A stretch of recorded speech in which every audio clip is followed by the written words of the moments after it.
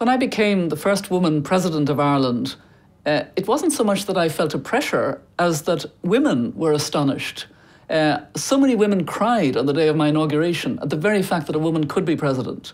I found that when I inspected a guard of honour, it was astonishing that a woman would inspect the military. All of these things were so new and different, and I broke a ceiling that was very real in Irish society. But I myself, I don't know, felt quite confident, not that I knew how to do it completely, because I was finding my way, but that I was as able as any man, and I would do it differently and enjoy doing it differently, and hopefully do it better. We do have the common values. I constantly remind about that.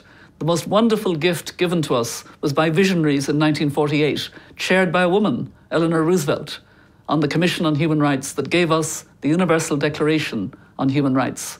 And the first article of it begins, all human beings are born free and equal in dignity and rights. And I love that dignity comes before rights, because dignity is about self. It's about a self-awareness.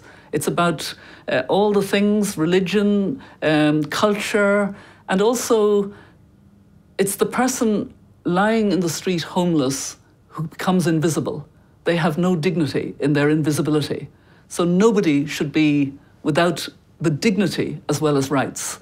And I think when we combine dignity and rights, it reinforces what human rights are all about. I think it's very important for young people to feel the vision and inspiration of leadership. Many of them are young leaders, but I think it's important that they know that there is a passion for truth and integrity and resolving the very complex problems. I belong to a group that I'm very proud to belong to, called the Elders, brought together by Nelson Mandela. I felt very humbled when we were brought together in May 2007. And he spoke to us. Kofi Annan was there, Jimmy Carter was there, Muhammad Yunus was there. And he said to us, be humble and listen.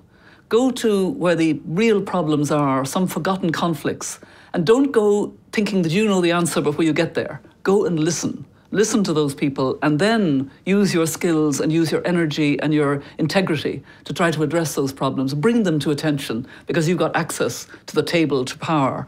And everything he said resonated with me. I was very inspired by him. And I think it's important that young people find inspirational leaders and are mentored to some extent in their own leadership, because we need leadership in our world today. We really do.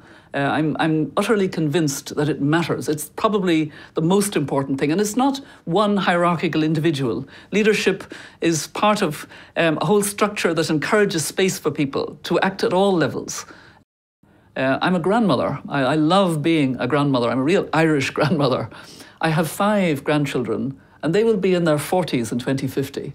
And I think about them and the world of 9 billion people that they will share the world with. And I really feel extraordinarily concerned about what they will say about us.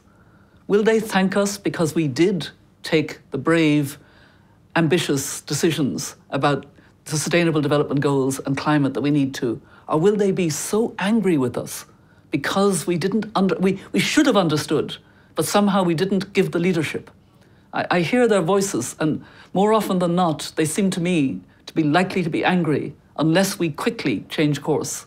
And that's what gets me out of bed in the morning.